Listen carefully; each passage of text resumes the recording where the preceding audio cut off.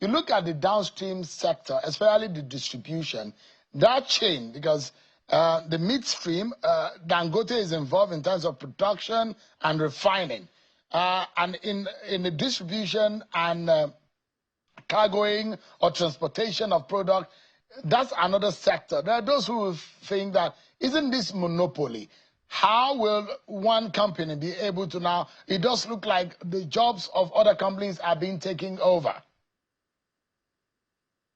used to think, I mean, from the little economics I know, I think why people condemn monopoly is that it does not allow for competition, it does not allow for efficiency, and it does not allow for value, I mean, to the average citizen.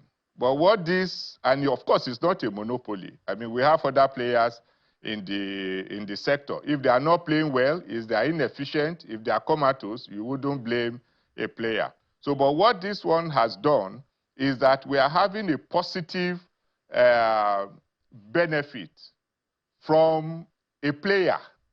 There are other refineries, but they have not gone the whole hog. And those who play in the movement of the products, what have they delivered? Long queues, unavailability, closure of many filling stations across the country, price unpredictability, and complete lack of energy sufficiency across the country. But I do not call this a monopoly. You cannot blame anyone for producing and ensuring effective delivery.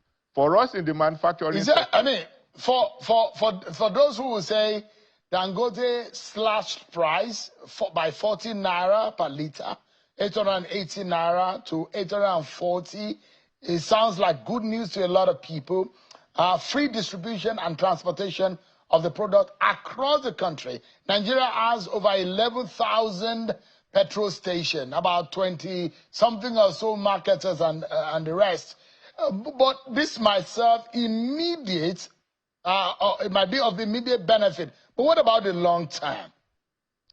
From a manufacturer's point of view, what do you see about the long-term effect? Yes, immediate buffer, but what about the long haul?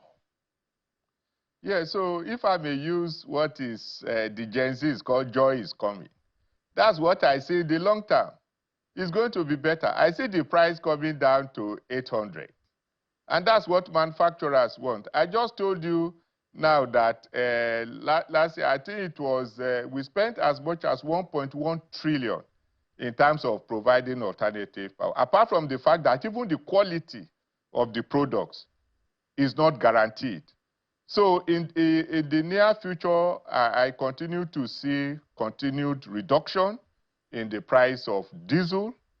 I continue to see that engaging in mother and daughter delivery of CNG, station of CNG, is going to take it to far-flung places where they are not available. It will increase productivity.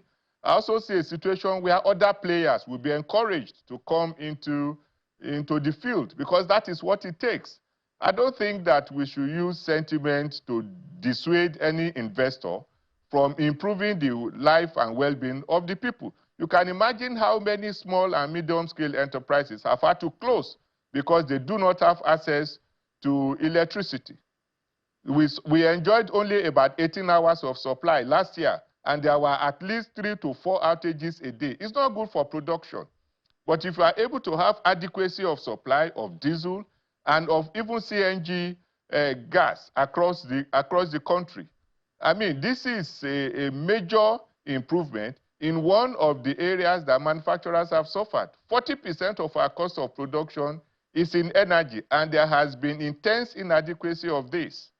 So I believe that there are better days coming, and we should continue to encourage more of Dangotes, and for government to even further incentivize Dangote so that we can completely crash the price.